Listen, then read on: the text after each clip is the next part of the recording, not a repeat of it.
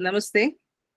I welcome everyone, our very special speaker who is a stalwart in the field of education, inclusive education, known globally for her very vast experience of working in the field of education and inclusive education. So we have Professor Anupam Ahuja here, who is going to enlighten us on what exactly is the universal design for learning. How do we really understand and how do we really bring that to the grassroots level, to the classroom level, so that we understand and we make it relevant to our conditions? The diversity is the rule in our country. I was looking at how do we really understand what is universal design for learning. As UNESCO always has looked at a classroom for all, learning for all, these are the some of the major initiatives which is based on the commitment to ensure that the learning needs of all learners should be met in the schools, whether it is in a formal school or open school or home based, whatever may be the strategy. But meeting the diverse needs becomes the key for the success of education in general and inclusive education in particular. What exactly is universal design for learning? We are going to hear from the expert. And if we can understand, we are basically looking at a strategy which accommodates the needs of all learners based on their individual needs and individual abilities and individual preferences for learning. NEP 2020 gives a lot of focus on meeting the educational needs of children, of learners with diverse background and with diverse learning abilities.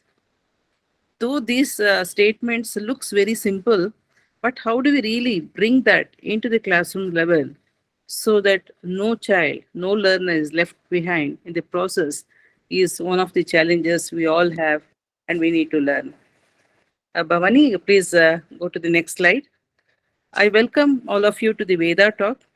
It is a virtual talk on education and development, and this is the eighth in the series. So we invite experts from all over the globe to share with us their expertise. And there is one Veda workshop which focus more on enabling parents and teachers, which looks at the skills and skills development. And we have Veda talks, which really looks at the larger issues. How do we really need to move forward and from translating policies into practices? I could not think of a better person than Professor Anupam Ahuja to speak on something as challenging as UDL. Dr. Anupam Ahuja, very well known across the globe, as I have already shared. We also share a very long-term relationship, very, very long-term. Like Anupam Ahuja sometimes says, it is like in the process of graying the hair. So we have seen from dark colored hair to light colored to colored hair, and all this process with very active knees to limping. So we have gone through a long journey. So I must say that. So also a lot of learning and a lot of maturity, I would say, in the process of becoming more humble and with humility, we are still looking at what is that we do not know. How do we make our entire learning better? So, with the amount of work Dr. Anupam Ahuja has done, I would say that it can fill several university libraries. That is the kind of knowledge what Anupam Ahuja has, both at national and the global level. Next slide, please.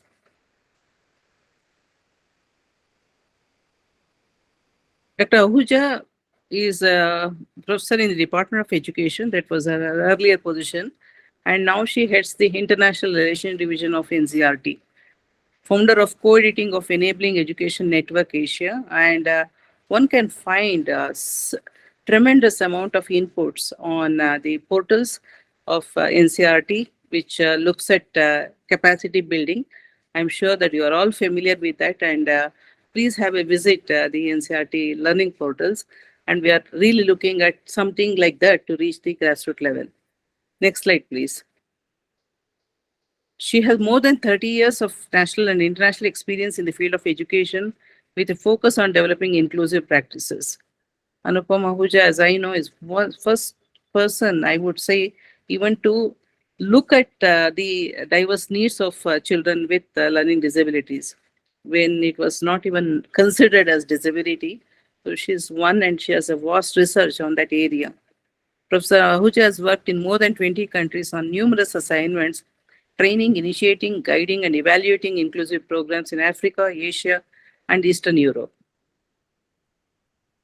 Dr. Ahuja is a member of UNESCO and she's one of the key contributors to several UNESCO manuals and resources reaching out to all children, a resource pack for supporting inclusion and equity in education, and which is a new version of the teacher education resource pack, special needs in the classroom. There's a wealth of material by UNESCO and Dr. Ahuja has contributed significantly in development of all these materials. Next slide, please. She has reviewed Education for All, plan for 17 and Asia Pacific countries with a focus on linkages between inclusion and education for all. She is currently a member of working group constituted by the Minister of Education for developing e-content for children with special needs and inclusive education. And I strongly urge everyone to see the kind of material that has come out on the e-content. And I think it's very important for us to get these materials into local languages so that the teachers can use it in the daily classroom practices. She has contributed to many national and international research-based publications, and for the school improvement for children with special needs, or now we like the term more of diverse needs.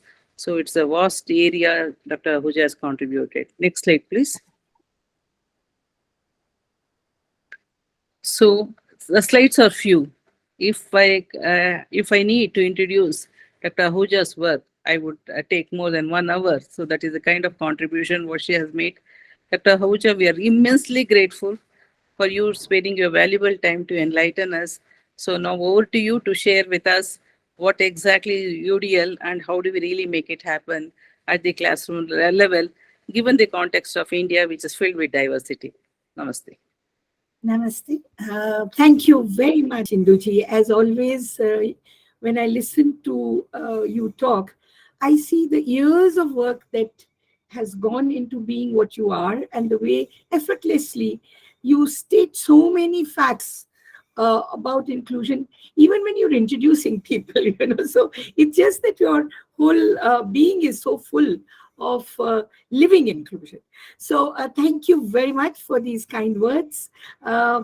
It's raised the expectations for me, for myself, higher, because I must, in 1 hour, be able to make an impact on how do we take on inclusion and how do we do it by understanding the universal design for learning. I'm aware that apart from Induji, I have my colleagues like Sudeshji also there, and she's traveling, but she's keen to listen. And when stalwarts like Indu and Sudeshji are there, even at this age, I'm a little nervous. I must admit that, So, and also I am aware that there are parents here who are with us, and they are most valuable. Teachers, even more valuable. Well, I wouldn't say put them on the, if I evaluate them, it's not right for me to say more or less, but we have teachers here, we have parents like Nupur here, we have NGOs, and we have university faculty, and also parent groups. So first and foremost, I think there is one common thing that ties us together. We all know that the way forward in our country and globally is that we need to think of all children together. As just now Induji said, diversity is the rule. I mean, gone are the days when we would say that, okay, we have, about these 40, 45 children. So this group is average, this is above average, these are our few stars, and we can teach. No. Now, the classrooms have a lot of diversity, not just by having even transgender children with us, and male and female gender is not something that we really talk about in terms of diversity. Any and every child who lives in the vicinity of a school has the right to be in our classrooms. Now, we need to actualize this right. That's stating the obvious. All our acts are legal documents. And as Induji just said, NEP 2020 also says this.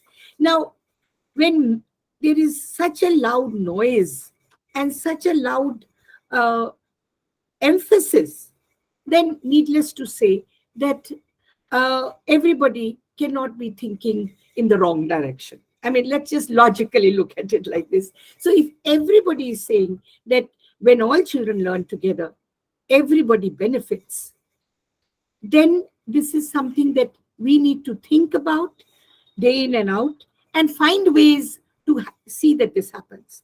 UDL makes this happen. UDL makes learning in the class for every child become a reality.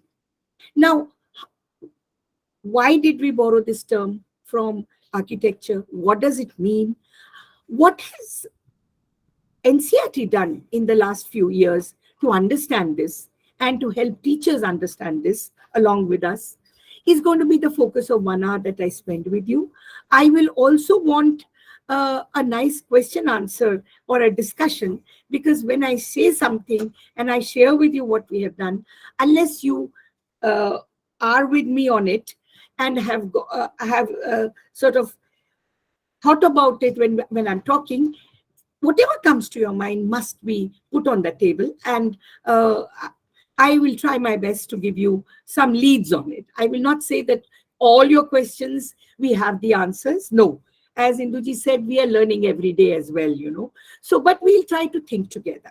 So in order to stay focused on this aspect, I have culled out a few key visuals and PPT content so that when you want to reflect on it later, you may run it. You may add your own thoughts to it when you share it with others, because I and Induji and all stalwarts and teachers here, we cannot do it alone. Nothing can be with us and it stays with us and we think inclusion will happen unless we are taught, you know, lighting fires and giving people our information. It will not grow. So I encourage you to use this PPT and add your own thoughts and translate it and do whatever you feel is important for you. But the message must be passed on. That's my request. And therefore, I will share a PPT and use that. And here it goes. 1 second.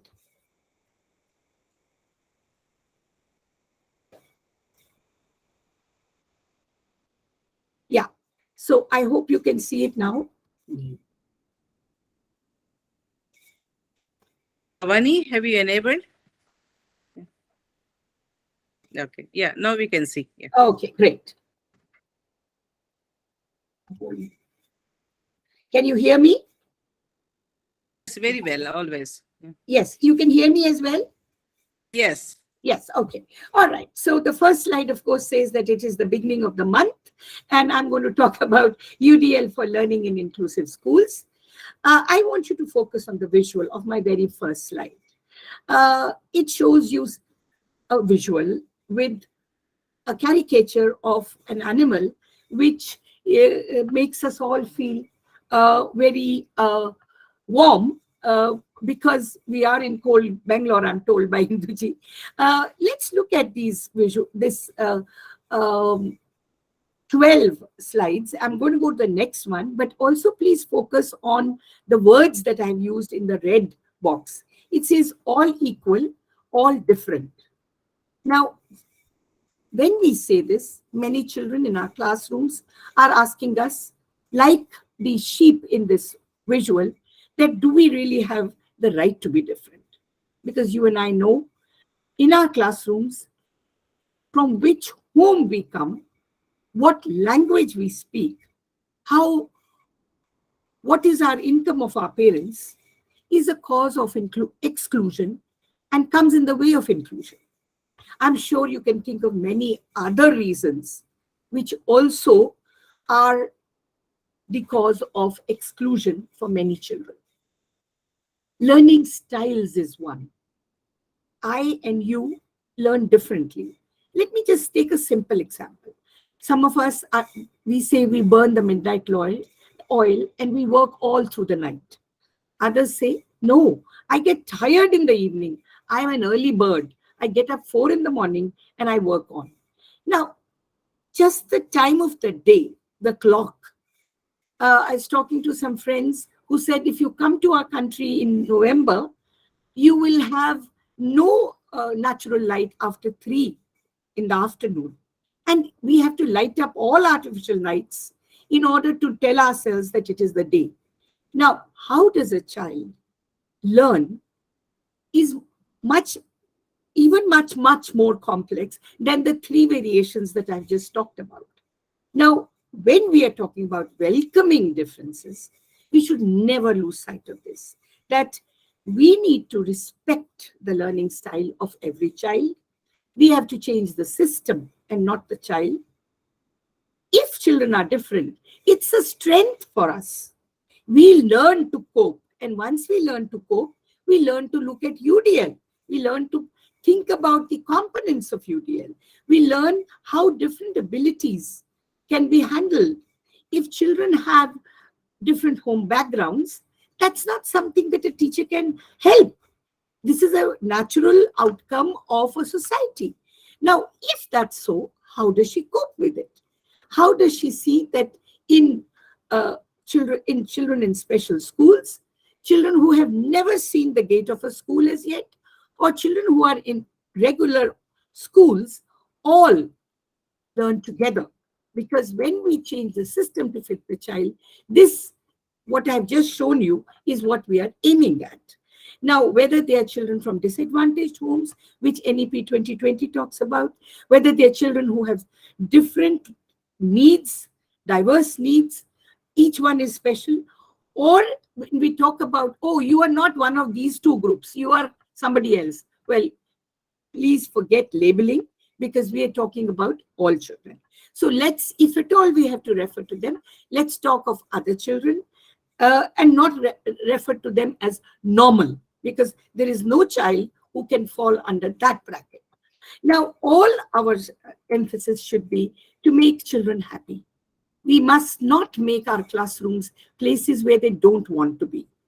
That's something we should challenge ourselves every moment of our existence. How does my child, when he or she sits by me, does not look at me as a tormentor, does not look at me who's got all the knowledge and I just have to get that knowledge poured into my pot, cram it up, and then show the adult that I learn well. Well, that's not how learning systems will ever work. We have learned this through research. We've learned this through practice. How do we make this smile come on every child's face? Remember, we are here because we love all children. All for the children and for all the children is what we are talking about. Now let's look at this slide that I have for you. I have shown you 2 telephone booths.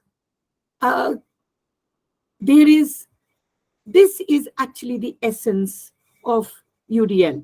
And under one visual, I have said non-UDL, and the other I have said UDL. Actually, I've given you a hint, but just look at these 2 visuals and tell me. If somebody says to you, which of the 2 telephone booths would you like to have? I'm sure you will go for the one which is UDL, which has UDL written under it, because the difference amongst the way the 2 adults or 2 adolescents approach the telephone booth. One, because the girl is a wheelchair user and the boy can stand, the difference is not noticeable, right?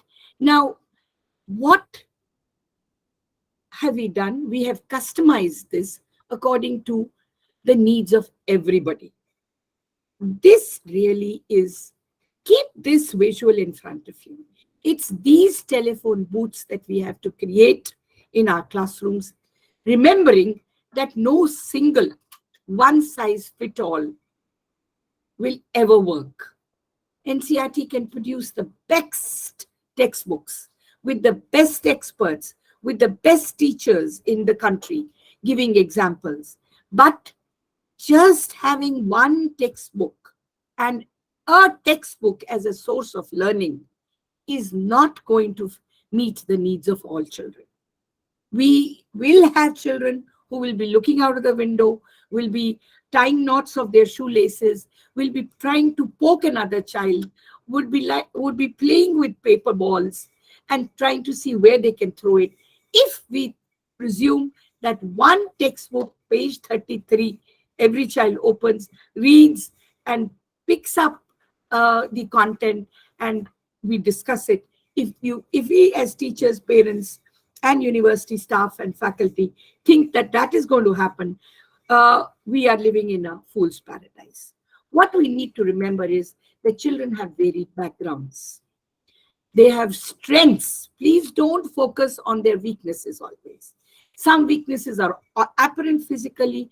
Their learning styles may not fit with others. Therefore, they may look to be, oh, he can't read as well. He's a weak learner. That's a wrong assumption. We have to focus on the strengths. We have to focus on their needs. And we have to remember that they have interests. And classrooms have to be geared towards the interests of every child. If this first visual says, I learn when I see a picture, and I like to draw pictures, and the other girl says, no, I don't like to draw. I learn when text is read out loud to me. So please give me this entire chapter in the NCERT textbook or the state textbook. I want to hear it and learn it. I need to have the text read out loud to me. And then we have another child who says, well, you may like to read, you may like to draw, you may like to listen to it, but I want to, all these facts, I need to work on them. I need to just do my own small experiments. And to understand this content, I need to put these things in front of me and then understand it in my own way.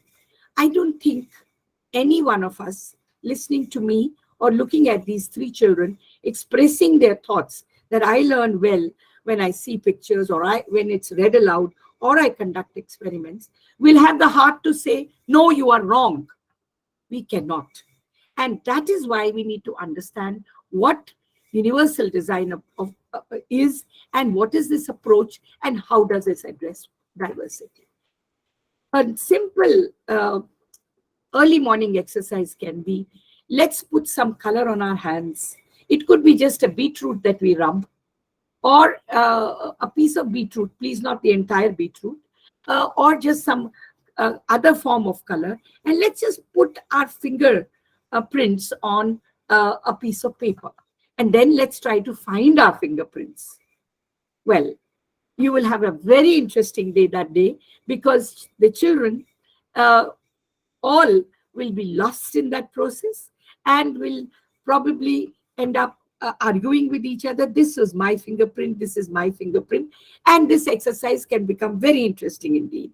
The point I'm trying to make is the way children learn is as unique as their fingerprints. And this is not me saying it, this is not Induji saying it, this is not Sudeshji nor Nupur, but all of you, please listen to this carefully. This is what research evidence tells us, that the way children learn is as unique as their fingerprints. And universal design of learning minimizes the barriers and maximizes the learning for each student. It helps learning for all students. And that is why this whole talk, the 8th in the series, is focusing on this very important aspect that we need to unfold for ourselves and understand. Now, in order to make such important learnings more clear for us, in NCERT, we have, many, it's an organization which is a senior citizen now because it's above 60 years old, and it has promoted school education, and it has worked very hard with uh, all of you uh, in order to see that uh, education is, the initiatives are equitable, and we work towards inclusive schools. Actually, years and years ago, when we were still wondering whether inclusion ever is going to be possible, people like Sudeshji, Professor Jangira, uh, in NCERT, these are names that all of you must have heard. They they have they had the vision to think about inclusion. They had the vision to say that uh, the way forward is not segregating children into groups and teaching them, because we will never have that form of teaching uh, available for all children. And that's not the way forward. Societies have to learn each other's strengths and weaknesses when they are young. Children need to be exposed to each other so that they can live in cohesive societies. So at NCERT, all our departments promote this thought that in order to build citizens who are useful and contributing to the nation, and who learn to live with and for each other, we need to work not as a separate department which only looks at inclusion. We have to all have this common understanding. And as I just mentioned, the two stalwarts, they and their even before them, we all joined this bandwagon which works for creating and promoting inclusion. Now, you will be very happy to know that with all our efforts, collective efforts, in our textbooks, you know that we work with the Ministry of Education, and many of our actions are sometimes given a direction with the sense of a letter which comes. Let me share with you something that happened a few decades ago, a decade ago actually. We received communication which said that in class 3 textbooks, we want one chapter to be written on accessibility.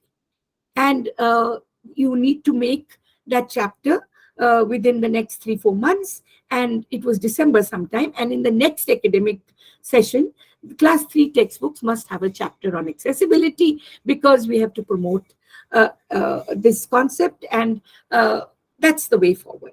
Now, before we stepped into doing that activity, we said, let's hold on. This is not the way children will really learn about the various aspects of why and how we can make our environments accessible, and what is the need.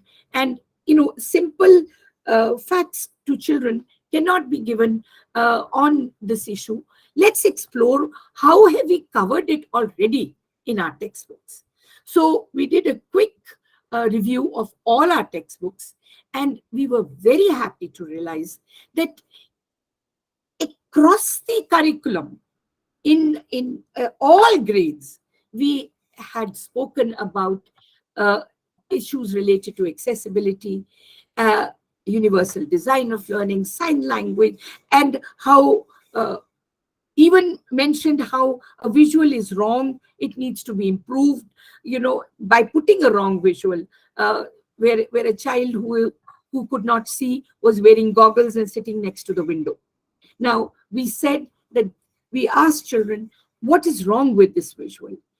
So that children could start discussing that just covering your eyes and, not letting people see that the sockets are a little different, or the eyes don't appear to be like the other children's eyes, is not the way inclusion will happen in the classrooms.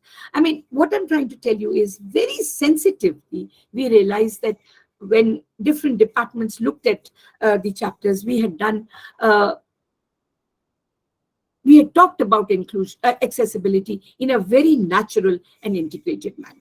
Now, why am I trying to tell you this? I'm trying to say that the stage is set for UDL. It's not that we have to start from it from Monday onwards. We have worked on it without giving it that label. We have talked about it for years. And that's something we have to understand. We have to give more momentum to it. Nishtha, which is known to be one of the world's largest training programs, we have the first module in Nishtha, whether it has been face-to-face or online, talks about inclusive education right in the first module. It says curriculum, learner-centered pedagogy, learning outcomes, and inclusive education. So it's not that gone are the days when the last session in a training program used to be on this. We have e-Pathshala mobile apps, text-to-speech. As Induji said, please visit our website. We have a lot already happening for equitable learning opportunities for children with special needs. And we do have a special department also, which focuses on this aspect. I want to show you just two visuals, again, to focus on what wealth of information already exists with the states and at the national level. This is just a visual to tell you what all we have here on the website. I'm not going to go into details because let me go to the crux of the matter in greater detail. We have also worked for UNESCO, and these are some significant publications which help you learn about UDL and other aspects and lots of videos are there as well. Please look into these documents. They are really sources of good information. Now let me talk to you about our innovation and what we learned about inclusion and the universal design for learning. When we began learning about this and talking about this in greater detail, and we had a program which was funded by the ministry, we decided to look at our own material. And we said, let's think about what exists, how can we make it UDL based. And we spent a lot of time in NCERT working on existing material and trying to see its flexibility for making it UDL based and understanding the components of UDL. Unless we had put our hands in the pie and worked in it in detail ourselves, we were not going to talk to teachers about it. That's something that we all agreed and decided we would do. We would work on it. Now, we had a conviction with us that we must begin this not in the latter years of schooling, when their children are in the elementary and secondary years, but we must begin this right in the beginning. And we must begin with this with something that's very interesting for children. And when we did that search at NCERT, I'm sharing all this with you is when you begin your own exercise, perhaps all these leads that I'm giving you can be useful for you. What we looked at was something that research told us was really doing very well from the material we had made. We had worked on a reading series for the early years. Time and again, it was told to us that the reading levels of children in India are very poor. Children go through their entire primary years and cannot even write their own name, cannot read 10 coherent sentences and read with meaning and pleasure. That was a far cry. So we had a series which told us this is something children really like reading and they enjoy it, and this has had a positive impact on their reading styles and reading capacities, and this has provoked meaningful learning for them and meaningful reading for them. So we decided collectively in national meetings, which we had, again, people like Induji was there with us, Jayanti Narayan was there, you name it, all our senior people who had spent years working in this area sat with us, and when we looked at it, we all decided that let's work on this series and let's have some very meaningful national level workshops. Let's make it a research-based learning for us so that we can talk with conviction, and let's also plan a field tryout nationally of this reading series, and let's work on the design in order to see how we can work on this in and make it UDL based. Let me tell you, these stories, which are set in the Indian context, are close to children's lives and have many, many features which are very positive, are now available in English as well. So it's a very, very important announcement that I'm making. Initially, it was in Hindi. Now it is available in the publication division for in English as well. Now, what did we do? This is a page, and I am trying to summarize all that we did in the next 5 minutes to you to make you understand how we can work on something to make it more close to all children's needs, and therefore following the universal design approach. This was, don't look at the arrows, I just put the arrows to explain. It's just a page in a story where children are talking about their, it's a 16-page booklet, which has 3/4 of the page has a visual, and there is just one single line at the bottom in terms of text. And these 16 pages talk about how children are engaged in a game of hide and seek. Now, I have just picked one page, and I'm going to tell you what we did after a lot of thinking and collection of national workshops, as I said, where experts working in different domains were with us, looked at each page of the Barkha series, that's the reading series title, and thought about how it can be made according to the universal design for learning, accessible for all. Now, in any text, in any book that we look at, we usually have text that runs from left to right, or if it is Urdu, it is from the other way around.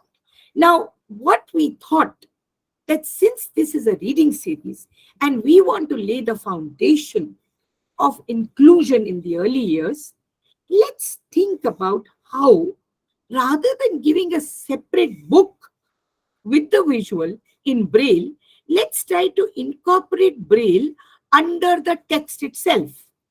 So when there are two children sitting side by side, they can read the text and the Braille text together.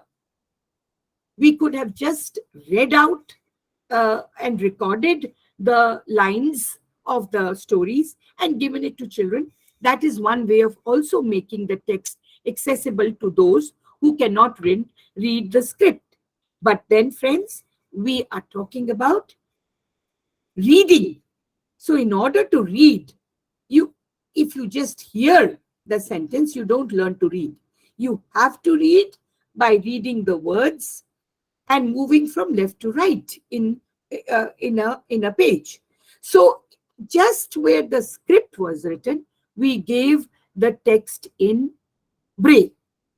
We also introduced a feature. Mind you, all these are research based. There's a whole process involved. We made the textbook, the reading series, accessible by including certain features. I am now talking about those features. One was giving Braille and text on the same page so that children can access. Very early on, we learned that children learn when they read, they usually skip words. The teacher has to remind them again and again. They skip sentences, and therefore they lose the thread of reading, and do not read with the zing that in which a child wants to know what is happening next. So therefore, we need to give them some tips. Now, in order to make the text according to suitable for all, we just introduced this small introduction of a feature. We gave a green dot where the sentence starts and a red dot to indicate that the line ends here. Now, this small intervention, our tryout told us, made all the difference. The visual that you see, we worked on the colors of the visual. All we did was that according to what was written in the text, we made the visual unnecessary content lighter and the main character stand out. For example, here the boy, what he is saying is important. So we made the trees less conspicuous. We made the boy's shirt, shorts, and his head gear become dark, stand out in the visual. This small feature of working on the visuals, background lightened, and to highlight the main character made all the difference for children who had difficulties in attention span and staying on the text. You see that the page has a border. A black border was given. This also helped a lot in improving the visibility of the text and helped children focus on the visual and the text. If you see on the right side, we have also, you can see that it is spiral bound. Now, you have to be sensitive to the needs of children. If you have putting braille text below the printed text, the book must fall flat on the table. It cannot be held, a stapled booklet will not work. It has to fall flat.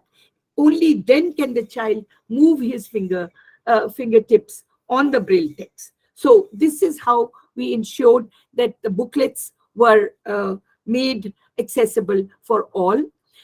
We have also worked on a very important part, which now I'm going to tell you, and that was that we were very clear from our observations and research data that children lose their concentration in reading when they come across difficult words and nobody's there to give them the meaning of them. Or if a teacher does give a meaning, she sometimes loses her patience and sometimes uses words which are not very encouraging. Children stop asking the meaning of a difficult word. So how did we handle this? We handled this in a very, very simple way. We said we are going to, on the page where the difficult word comes up, we are going to put a window, and the window will, once you open the window, you will have the full picture and the meaning of the word written, the complete word with the word also transcribed in braille. So now you see the visual has an incomplete picture of a tree. Not all children will be able to decipher from the trunk that there is a tree. Now we have the word paid, tree, in the text. So what did we do? We put the difficult word as a window. Now, what did our research tell us when we tried it out? We were overwhelmed with this small feature. What became very apparent to us was that the children would open the windows as per their need, without looking around. Is everybody reading? I am also reading, but I'm reading slow. I don't know the meaning of paid. They would quietly open the window, read it, look at it, and close it, and then read on. Now, this we gave in the digital form also and in the print form. All these features that I've just talked about, we said we are going to produce this material in both forms.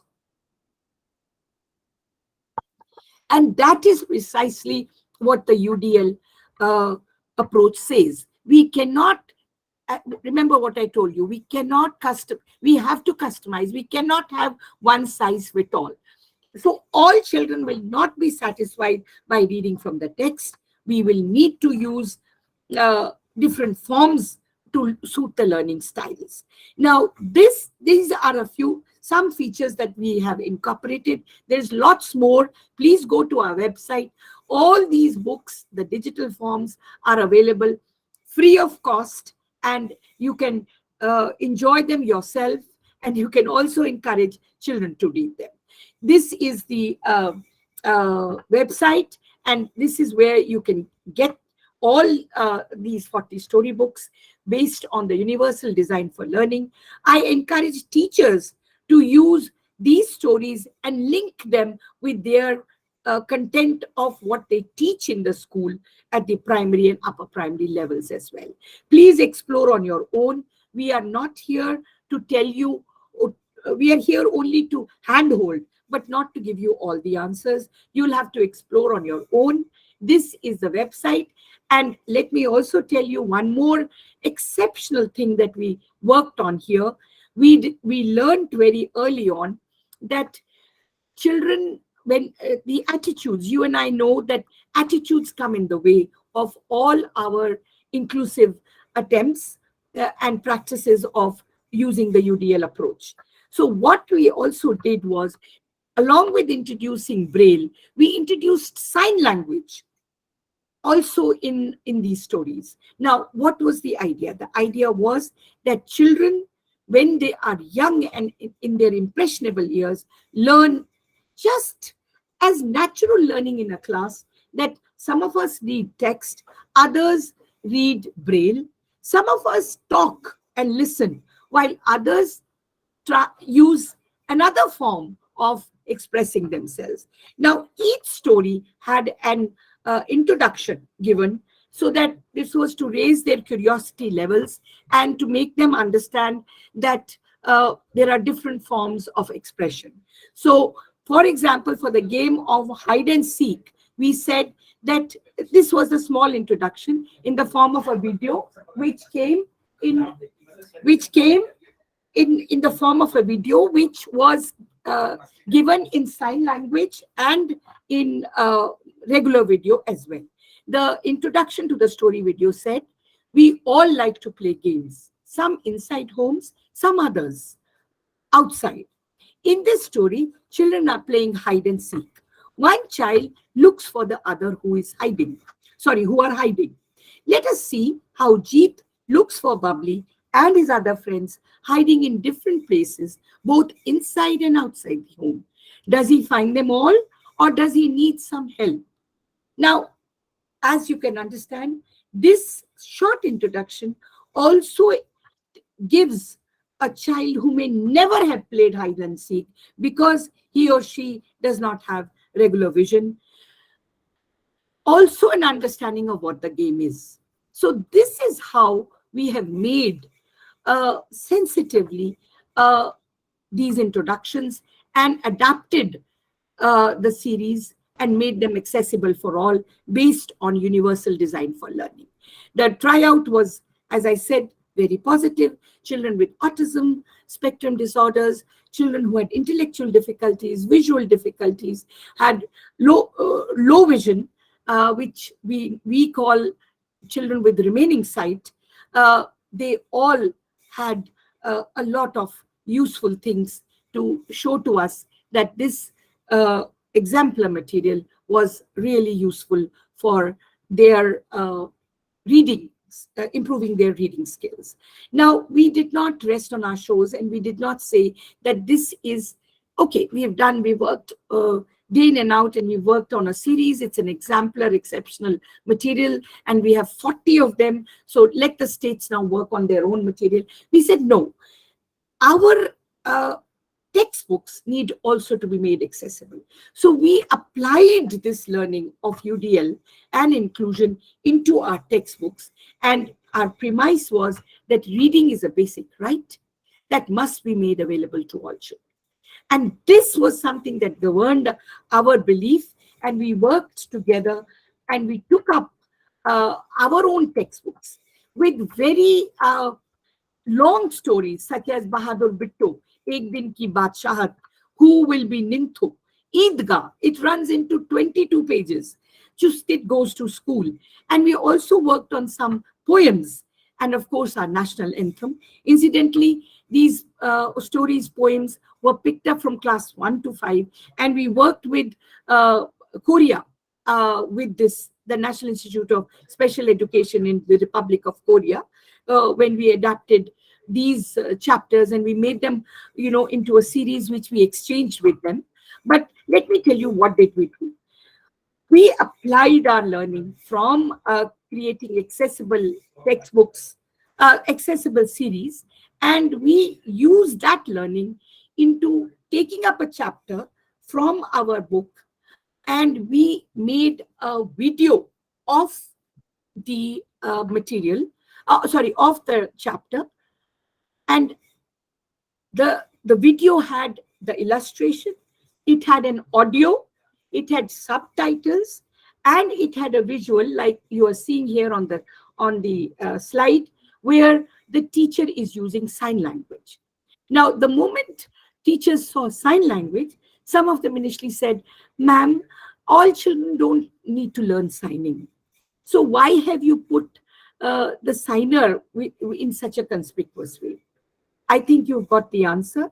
I said we had audios, we had subtitles, we had teachers using sign language, and we had illustrations. The idea was that UDL approach should be understood. It should allow learners and educators to choose, not just to read from a textbook, but to choose amongst the multimedia.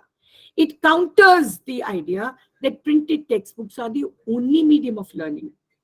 And I again repeat, it goes beyond the one-size-fits-all approach. It fills this crucial gap by going beyond this one-size-fits-all approach. Now, we also thought that that's what was not enough.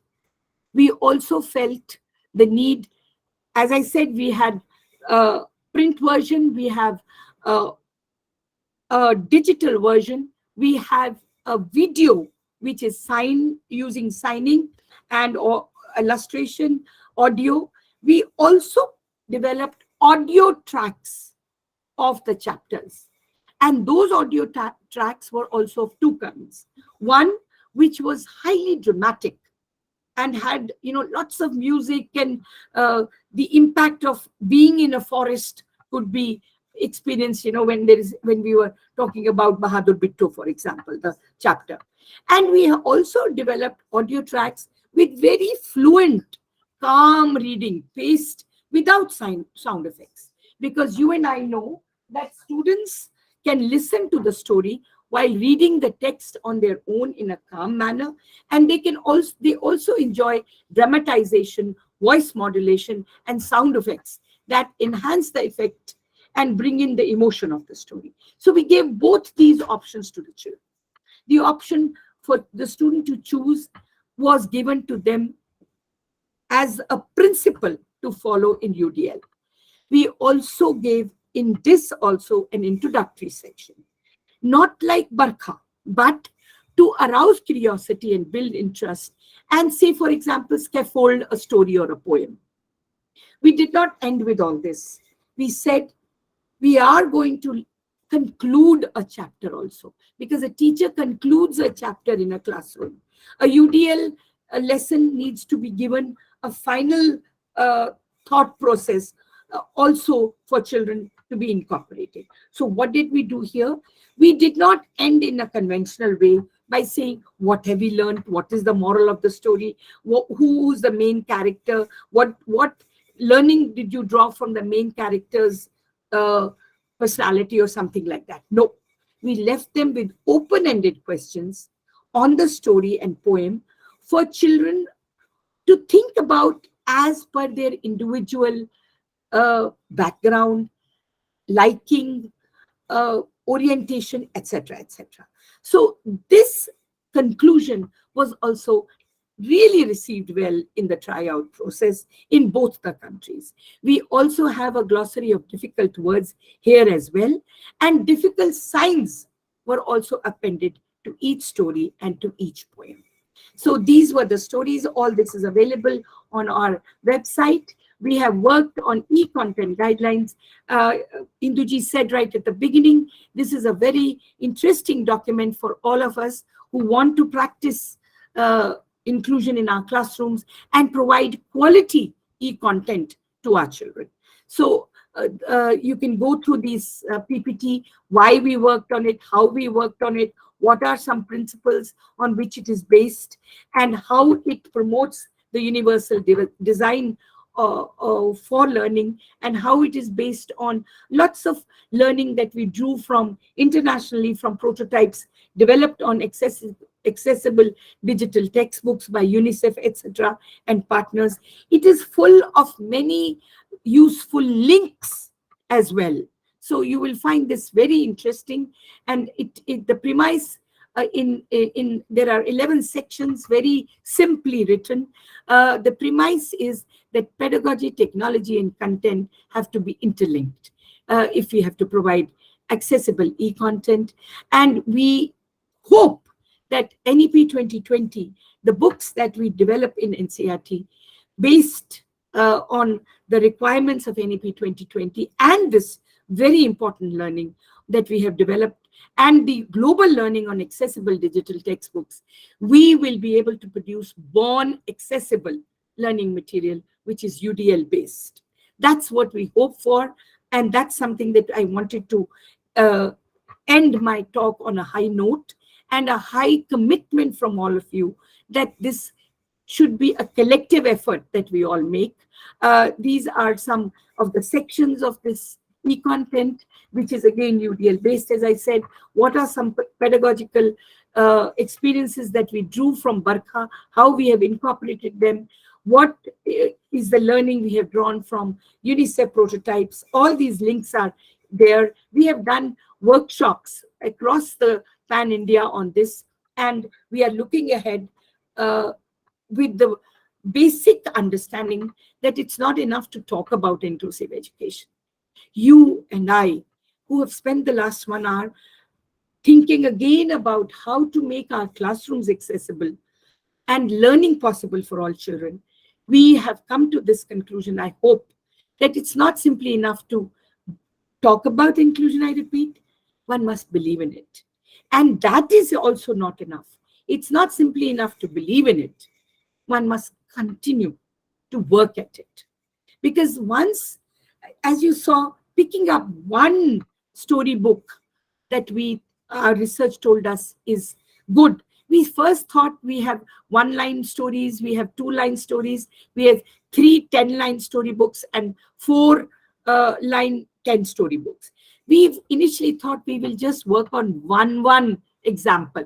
You know, it's taking our 18 hours a day over so many months. We will just produce one each as an example. But then we said, no, we cannot just end with doing one. Let's attempt. We will make it. And mind you, the team at NCERT worked relentlessly, and we did produce all 40. We did not rest there. We did work on collectively on our own chapters. We did take that learning into e-content guidelines. I mean, the list is long. There is so much to do, and there is so much to share amongst countries that we need to do it together. I thank you for your time, and I have kept to my time. I now stop sharing this PPT. It's all yours for you to see and use.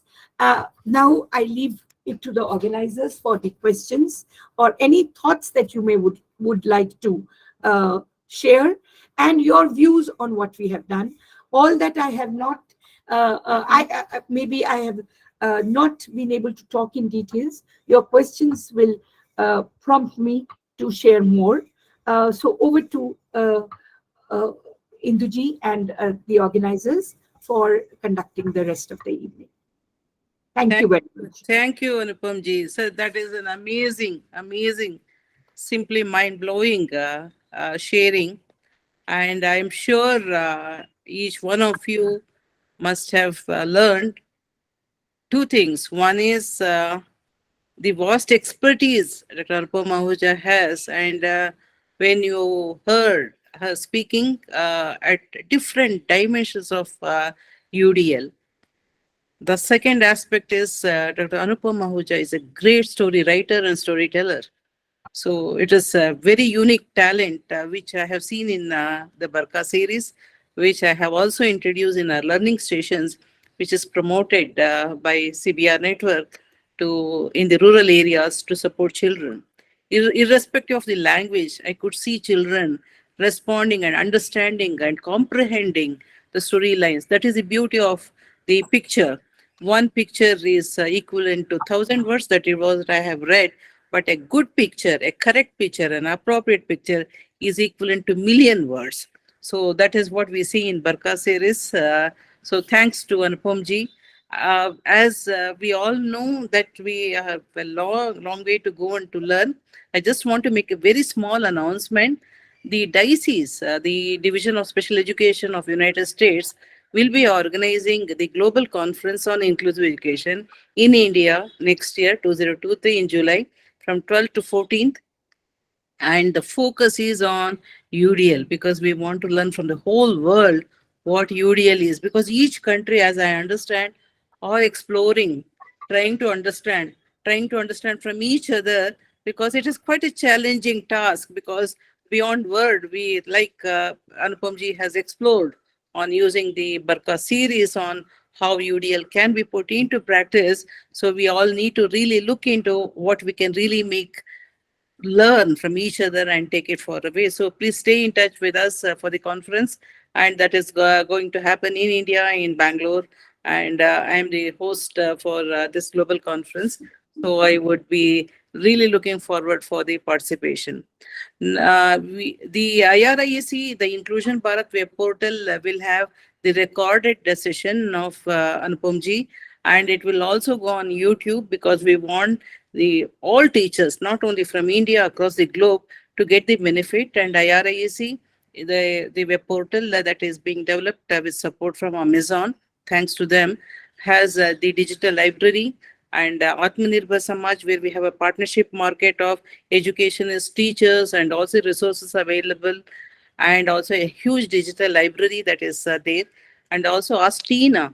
Tina is any question related to RPWD Act and UNCRPD, NEP 2020, people can ask questions and can get answers under Ask Tina. And the Veda Talks. Veda Talks really documents the stalwarts like Anupam ji, and where we are going to document it and disseminate. So it is not just one session. So now the forum is open. I want people to raise their hand, and I will go by the order and give you an opportunity. And please be brief because it is such an interesting topic. I can discuss the whole night if people are ready. So that is the kind of passion and involvement we all have. So please raise your question, raise your hand. So who is going to go first?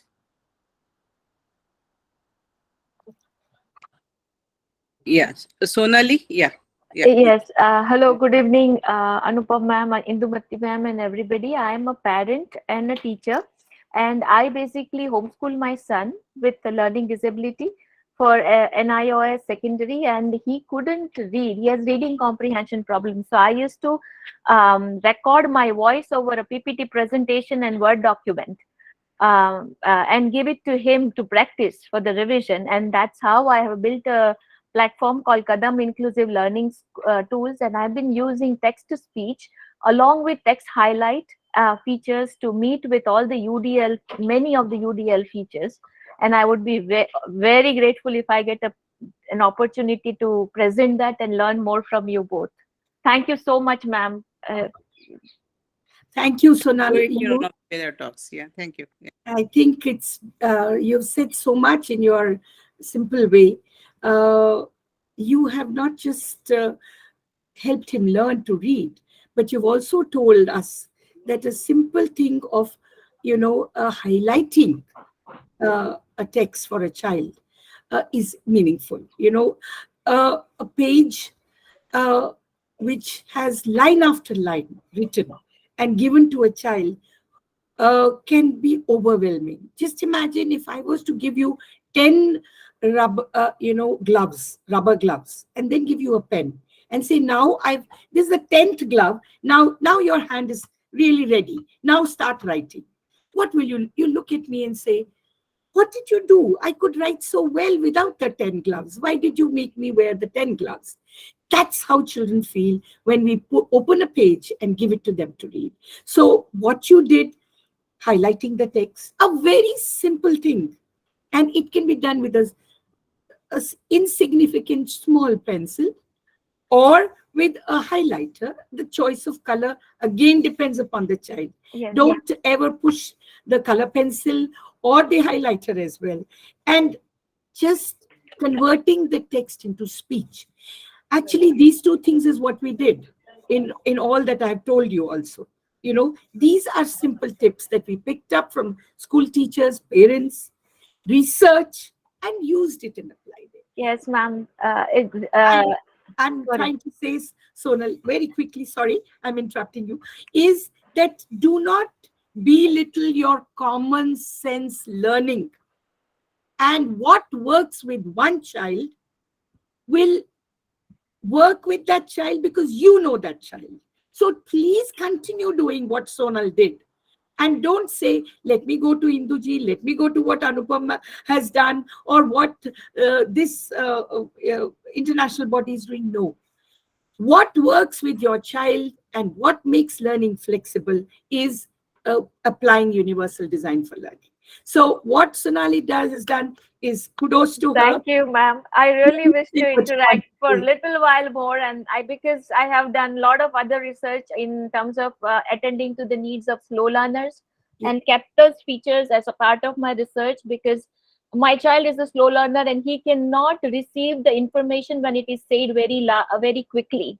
So he has to have the control to have the speed of audio adjusted accordingly, according to his need. And like you said, no two slow learners are same. For some language, some content, they want a faster audio. Some they want a small, slower pace. So I've done a lot of small experiments in my pilot research and resource. And if I can meet with you for a few minutes and get your guidance, I would really be grateful.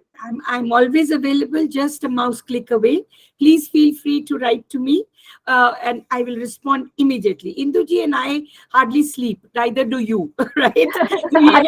we are a group of people who work because we like to work that way. So we will respond and we'll be in touch. So please feel free to write to me. Quickly, ma'am, where do I write to you? How do I connect? My name, my surname, is Ahuja. It's there on my first slide. Ahuja and Anupam is my first name. So I married Mr. Ahuja many years ago, and that's the surname that I carry. Now you will not forget it, right? And Anupam is the name that my parents gave me, so I just picked the A from there. So Ahuja A. Don't forget that A, okay? If you just write Ahuja, then you are not giving justice to my parents. Okay. So, now I will not forget. Ahuja A. And many years ago, I was 56. So it's 56@gmail.com. Okay. So Ahuja A56@gmail.com. Please feel free to write to me. I will be overjoyed and really very grateful to your comments and your experiences. Remember, we share experiences and grow. And we learn from each other. Thank you, ma'am. Thank you, Indumati ma'am, as well. Really humbled to learn so many things today. I have copy pasted. Okay. Thank you, Induji. Yes. Who is going to go next question?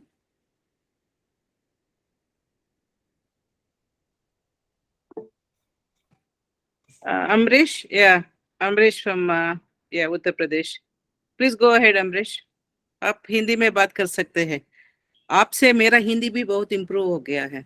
आपका हिंदी बहुत अच्छा है उमा जी. तो हिंदी का बोलते सुना है, बहुत अच्छी हिंदी. अमरीश जी, हाँ बताइए अमरीश जी. अमरीश एंड उमा कृष्णन. अमरीश जी बताइए.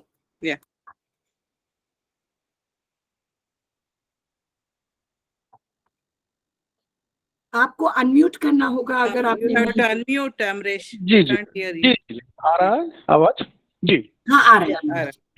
पहले तो आप दोनों लोगों को धन्यवाद इस अच्छे आयोजन के लिए. हम लोग मैम यूपी और बिहार और छत्तीसगढ़ में काम कर रहे हैं, तो जो भी आप एनसीईआरटी चीजें बना रही है, जो टेक्स्ट बुक में ला रही है, सब बहुत अच्छी है, बहुत अच्छे तरीके हैं. क्योंकि पहले से हम लोग ये था इंक्लूजन में पहले टीचर को ट्रेंड करिए और फिर स्पेशल एजुकेटर लाइए. अब अच्छा है कि सब कुछ उनके टेक्स्ट बुक में आ जा रहा है, तो सभी को इंक्लूजन की ओर अच्छे से जा रहा है और बच्चा भी सेंसिटिव होगा कि भाई हमारा सहपाठी भी वो उसे इंक्लूसिव की जरूरत है, हम भी इंक्लूजन में हैं। हाँ जी। लेकिन सिर्फ एक ये मुझे लगता है कि जो भी इतनी सारी मेहनत एनसीईआरटी लेवल पे, मिनिस्ट्री के लेवल पे या विभिन्न सेंट्रल लेवल पे हो रही है, हाँ जी। ग्रामीण क्षेत्रों में उसका इम्प्लीमेंटेशन कितना है, क्या इसका फॉलो अप थोड़ा सा हमें लगता है कि बेहतर ढंग से कोई प्रक्रिया बननी चाहिए। क्योंकि कई बार जो ट्रेनिंग बहुत सही एनसीईआरटी प्रश्न एससीईआरटी आपने, रिकमेंड बहुत, करती है वो 5 days 2 days हाँ 2 जी, hour ट्रेनिंग टीचर्स को तो हो जाती है, लेकिन इंक्लूजन की जहां बात आती है हाँ वहां जी। टीचर भी उस चीज को बस बॉक्स में रख के भूल जाता है कि आज ट्रेनिंग ले ली और उसका बच्चे तक जा रहा है कि नहीं, इसके लिए थोड़ा एक कोई मैकेनिज्म बनना चाहिए मैम। बहुत बहुत इम्पोर्टेंट बात कही है आपने, और धन्यवाद इस बात को इस फोरम पर इतनी स्पष्ट तरीके से पेश करने के लिए। कभी भी हम जब भी ट्रेनिंग देते हैं, आप और मैं या हम में से कोई भी इस भ्रम में नहीं रहते कि एक ट्रेनिंग से कभी भी कोई ऐसा बदलाव आ जाएगा कि एक नई हवा चलने लगेगी। ऐसा तो नहीं है, ना कभी सोच है। लेकिन इसका जवाब सिर्फ, मैं इसको इस तरह से देखती हूँ कि एक ग्लास में थोड़ा पानी है, हम कह सकते हैं थोड़ा पानी है, हम कह सकते हैं पानी 3/4 है, थोड़ा ही खाली है, राइट। तो अगर हम ये अप्रोच लेके चलें कि अगर मैंने ट्रेनिंग दिया तो उसमें अभी तक तो 0 था, लेट्स प्रिज्यूम, वैसे 0 नहीं होता है, पेरेंट्स करते हैं अपने, लेकिन 0 से शायद एक ही बंदा शायद कन्विंस हुआ, कोई बात नहीं, 0 से 1 तो बेहतर है ना। अगर हम ये भी लेके चलें तब भी, I mean 1 is better than 0. If we even presume that, I would say we have made a dent.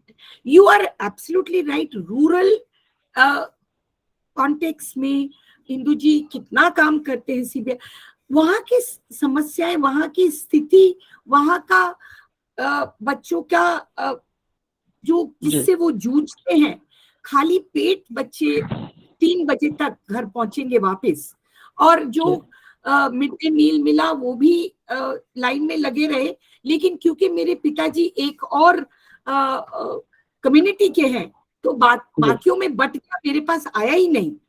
तो ये भी बच्चों के साथ होता है ना जी। तो बच्चा मिड डे मील होने के बावजूद भी खाली पेट रहता है, उसको नहीं सर्व होता। क्यों? क्योंकि हमारे हालात हमारी अलग हैं। जी अलग है। ग्रामीण क्षेत्रों में हालात अलग है। ग्रामीण क्षेत्रों में बहुत बहुत स्कूल बैग क्या कॉन्सेप्ट होता है, खाने का बर्तन घर से लेके जाएं तो भी मुश्किल, ना लेके जाएं तब तो बहुत पानी के अंदर चल के जाना, तो कई तरह की जो ये मुश्किलें हैं शहरों में भी है। बस का अगर रेलवे, अगर मेट्रो नहीं चली उस दिन तो सड़कों पे क्या हाल है, स्कूल कैसे पहुंचेंगे। तो ये कहना केवल ग्रामीण में है, ये भी एक लिमिटेड होगा। मगर मेरा कहना ये है कि आजकल बहुत सारा मटेरियल ऑनलाइन हमारा मिलता है। अगर आप और मैं ये कोशिश करें कि कुछ छोटी छोटी वीडियो, छोटी छोटी जो काम हमने शुरू किए हैं जिससे एक चिंगारी लग जाए, मतलब एक छोटा सा स्पार्क अगर हम भी जगा सके, शुरू करना तो चाहें, हाँ, वो भी एक पॉजिटिव। और हमेशा यही याद रखें कि each move is taking us forward, not backward. लगेगा कई बार कि हम पीछे जा रहे हैं, लेकिन we are moving forward and let us work together. Amrish ji, जब भी हम करते, कुछ भी मिलके करेंगे तो हमारा इम्पैक्ट ज्यादा होगा। अकेले हमसे कुछ नहीं हो पाएगा इस एरिया में। तो ऑनलाइन मटेरियल का साथ लीजिए, वीडियोस का लीजिए और एक्टिविस्ट को इन्वॉल्व करिए। मेरा इसका आपका 3 बिंदुओं का ये जवाब। जी धन्यवाद। Next is Uma Krishnan and then Shanta Maria. Thank you, Anupama ma'am, and thank you, Indu ma'am. Beautiful talk. All I want to understand is special ed and inclusive education. how to balance, ma'am? Sorry, Uma, I missed your last bit. You said? No, special ed and inclusive. Like I have parents saying, if you are practicing inclusive practices in school, why do you bring out children for special ed? So Okay. yeah, No, yeah. I think a very, very good uh, comment that you have made. Very important to look at what you have said. Both are valuable. That's my answer. We cannot do one without the other. A child who is in a special school setting is learning and growing with teachers who are focused with that learning with them of years. And they are preparing the child to acquire skills which will help him learn for life. Both need to coexist. My only learning is that we should not close the doors of both these institutions. If a child is in mainstream and is not learning as well as others because he or she requires certain skills that can be given to them in special schools, please take the child to the special school. Let him learn there. And there should be this freedom to move between systems. When a child enters a special school, it's not that he has to leave school only from special school. Or if he's in a homeschooling setting, he will always be there. No. Let's look at children as learners, growing and learning and developing skills. And let's take some risks. Both systems and home-based schooling, all are considered to be valuable forms of learning. The only thing that we have to remember is that all three or all the other forms have to be quality. If we are giving e-content to children, we cannot just give any, prescribe any link, give any form of, material that we have made and think that children will learn. We have to ensure that their instructions are clear, the visuals are clear, the attention span that the child has, the visual should stay for that longer time. I mean, quality learning should be ensured for all, in all settings. That's my answer. We are not trying to work on inclusion as against special education. No, that is never our intention. And even the RPWD Act talks about both. Globally, we are talking of both, and both need to grow together. Thank you, ma'am. Shanta Maria. Good evening. It was a wonderful evening. We got a lot of information. I have this one question, ma'am. Is this information available in regional languages, ma'am? Yes, there is. The text of the Barakha series is available in many regional languages. As I said during my talk, it's available in English as well. So you can access all this from our website. There are audio recordings of Barakha series available in regional languages as well. Okay. Ma'am, can this also be used as a reading material for first generation of learners, because they take a long time to learn to read? Yes, you have made a very important point again. Those of us who have not been able to expose our children to pre-reading skills at home or create an interest in reading, that generation has to be handled with extra care. And we must not, I repeat with capital, we must not consider that as a passing, activity for us. If we can kindle their interest and we can change the characters, we can give them open-ended stories to fill up based on their context. That's also another way of increasing their interest, So you give 6 lines and you say, you complete the story and bring it back tomorrow, and then ask the child to read that story. Now, the moment you do an exercise like that, that's a step towards acknowledging the child's background and making the child write his own story, So that also is known to promote reading skills amongst children. We can talk about this. You can write to me on my mail. I will more answers, Shanta. Thank But you. you asked a very important question. Thank No, you. because I have a problem with children who have migrated as laborer workers, ma'am. They live in an environment which is the regional language, and for them to learn English is a hurdle. Yeah. They burn out by class 5 and they drop out. Yeah. So That's a thank very, very big challenge, and they have no support at home practically. yes, You know? yes, absolutely. Yeah. And to hear a language, if I was to now change to Spanish, you will give up. You'll say, ma'am is probably just trying to impress us in the next 10 minutes, and you will probably switch off and go. Now, child cannot do that. Yes, You know, absolutely. yeah. So that's something we have to be very, very cautious about. Yeah. Very well articulated question, and a question we all need to think about. Yes, ma'am. Thank you, ma'am. Thank you. I really want to bring the attention of all the participants. The way NEP looks at equitable inclusive education, they look at a very broad, it's a broad term called ACDG.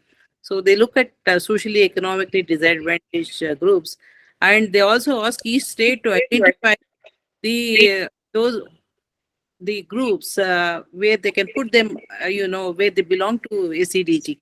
So it is a big exercise that each state has to do about who are those advantaged, and migrant children are already included in one of the six focus groups, NEP talks about. Now the next is Suma Shastri. Suma, please go ahead. Unmute ಮಾಡ್ಕೋಬೇಕು Suma. Mute Sorry. ಆಗಿದೆ. Yeah, sorry. Thanks to Anupama ji for such a wonderful session on UDL and for sharing NCERT resources for children based on the UDL, and thanks to Indumati ma'am for organizing such a wonderful session. I have two questions. One is, similar to reading levels for children, you have come up with beautiful materials. Are there any materials that you have come up with, for children with difficulty in academic difficulty in mathematics, conceptual learning in mathematics, embedding all the UDL strategies into the materials? And second question is, are there any other, regarding the assessments? After children have used these materials to learn, is there any post, study or assessment done to see the impact of using these materials? Yeah. Very. Thank you. And in the same breath, how do we, how do teachers can use private schools other than NCERT affiliated or Kendriya Vidyalayas? How do they get these workshops for the teachers? Is the question. Three questions now. Yeah. Okay. All right. I have a paper and pencil, lest I forget the questions. Your first was what is available in mathematics? Maths is always, mathematics is an area where many children with special needs and others have a phobia. Some children have a phobia, others excel. What our textbooks are now working on is to unload mathematics. That's, Suma, that I want to, not load it with, that's the NEP focus of how we are working on the focus group papers, not let me put it in a simpler way, to make it more functional mathematics for children, so that maths is not seen as something that is outside the realm of the life of a child. That's one big move forward to make mathematics as interesting a subject as others. And second, I would urge you all to look at our mathematics kits that are available, which are very useful to help children learn concepts the way we want them to learn, and to retain them so that they can then apply them, and build on one over the other. So please look at our mathematics kits in NCERT. Definitely. They are very useful.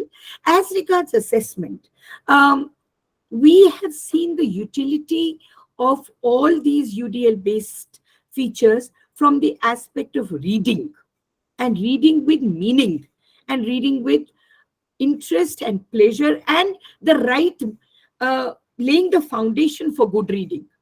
That's how we have assessed it. Okay, not in terms of giving marks or giving grades, because what our focus was to improve reading skills of children. Okay, so that's the and third, well, workshops. All our workshops, like Induji is you going to put this on the YouTube. All recent workshops that we do, thanks to the pandemic and thanks to the learning during the pandemic, our website at NCERT has become very rich. I would urge private schools to go to Nishtha modules and look at the videos that we have developed for the Nishtha workshops that we do, and look at the PPTs there. And you could do in-house staff room trainings and use that material. And then you can refer to one of us. We can always clone ourselves, and be available. Or we could also suggest state experts who could join you for the private schools. But all schools are important for us. It's not, we are working for the school system and school systems across the country. So we are open to support all forms of NGO activity, open school, as Induji said right in the beginning. All forms of schooling, wherever a child wants to learn, is a temple for us, and we have to help ourselves and teachers learn how to teach well. Thank you, Anupam Ahuja ji. It was a wonderful, session for all of us, and thanks for clearing some of the doubts. Thank you. Thank you. I think on this topic, we need a lot more lectures by Anupam Ahuja and other experts. We have a lot to learn.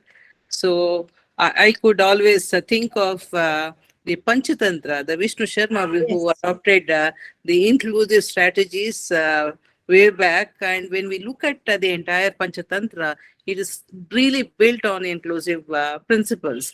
Yeah. So we have a lot to learn from our own system.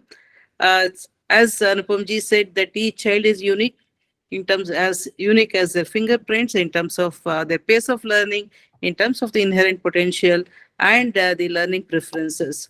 So no two persons are same. So if that is the reality, then in universal design for learning is the only way for us to take the education.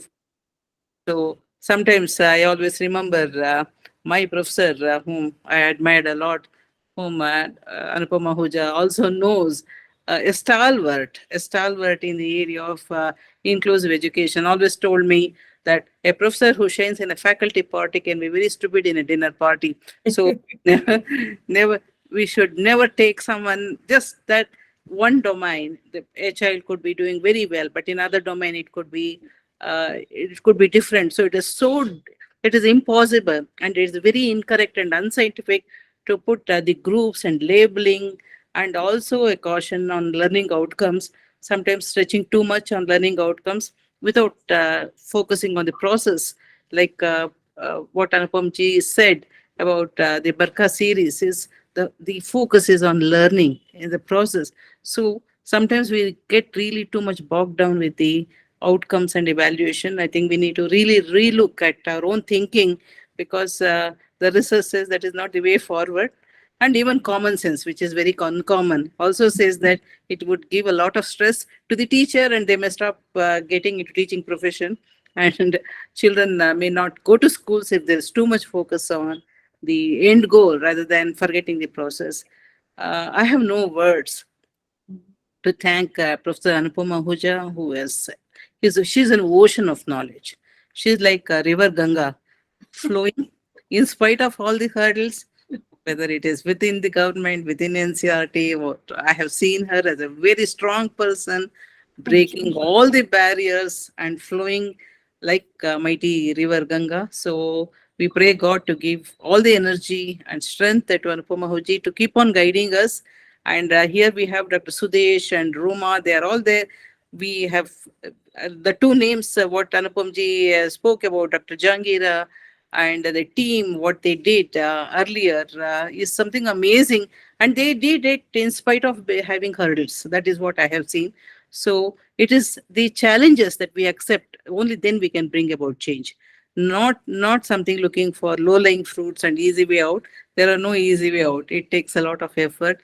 Thank you so much, Anupam ji. You Thank have you. this is one of the very value addition to the Veda series. So we'll be sharing the link. Kindly visit the NCERT website, and please make use of what is available, because reinventing the wheel is what I see. It is a lot of wastage of time.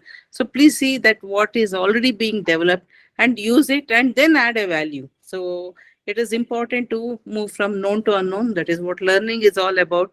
So let us see what NCERT has developed. What Anupam Ahuja, a great storyteller. I always, whenever I see her, I wish that, I think our grandchildren are the luckiest on earth to have someone like her to share the stories. So it's a great talent, story writer and storyteller. So she's great. And as I said, stories are being used as one of the important inclusive strategies from the ages. So this is where we have to move forward. And Suma, for your question, whether it is maths or science or anything, story is a medium. So there is a way to go about it, and we need to work a lot on it. So Yes, thank ma'am. you very much, and please stay in touch with us, and please join for uh, the the October month is the month for dyslexia awareness, and in Bangalore we are arranging a walk to create awareness. Many misconceptions about dyslexia. We are making a small attempt to eradicate.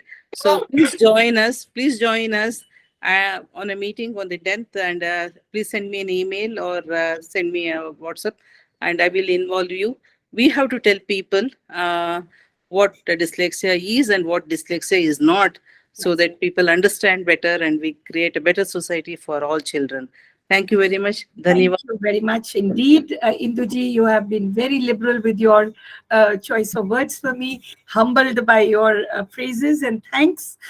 It's always a joy to be associated with you and with your work. We have worked relentlessly and will continue to do so.